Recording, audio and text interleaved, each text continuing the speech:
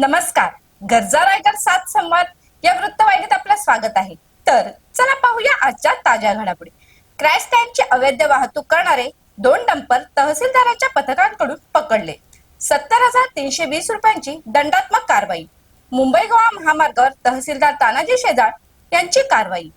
मुंबई गोवा महामार्गावर crash stand या गौण खनिजांची अवैध वाहतूक करणाऱ्या 2 डंपरवर तानाजी शेजाळ यांच्या पथकाने कारवाई केली. या कारवाईत दोन्ही डंपरमधून परवानगीपेक्षा अधिक प्रमाणात क्रॅश टँकची वाहतूक केली जात असल्याचे निदर्शनास आले.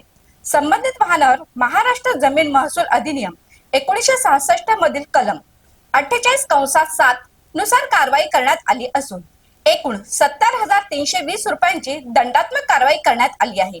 मिळालेल्या माहितीनुसार मुंबई गोवा महामार्गावरील आरटीओ कार्याच्या पूर्वेकडील दिशेने MH43CS 2239 आणि MH47BY 1210 हे 2 डंपर क्रॅश टँकची वाहतूक करताना आढळून आले. नियमानुसार 4 ब्रास क्रॅश टँकची वाहतूक परवानगी असताना संबंधित डंपर मधून 8 ब्रास क्रॅश टँकची वाहतूक केली जात असल्याचे तपासणी दरम्यान आढळून आले. यानंतर तहसीलदार तानाजी शेजाळ यांच्या पथकाने दोन्ही डंपर ताब्यात घेत संबंधित वाहनांवर नियमानुसार कारवाई केली. यामध्ये MH43CS 2239 या डंपरचे मालक रफिक अब्बास सत्तार असल्याची माहिती तहसीलदार कार्यालयातून मिळाली आहे.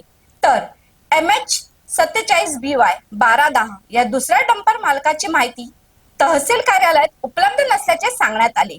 गौण खनिजाच्या अवैध उत्खनन व वाहतुकीला आळा घालण्यासाठी महसूल विभागाकडून करण्यात आलेल्या या कारवाईमुळे अवैध वाहतूकदारांमध्ये खळबळ उडाली आहे. तर अशाच अनेक ताज्या घडामोडी पाहण्यासाठी गरजा रायगड 7 संवाद या वृत्तवाहिनीला सबस्क्राईब करून बेल आयकॉनवरती क्लिक करा. धन्यवाद.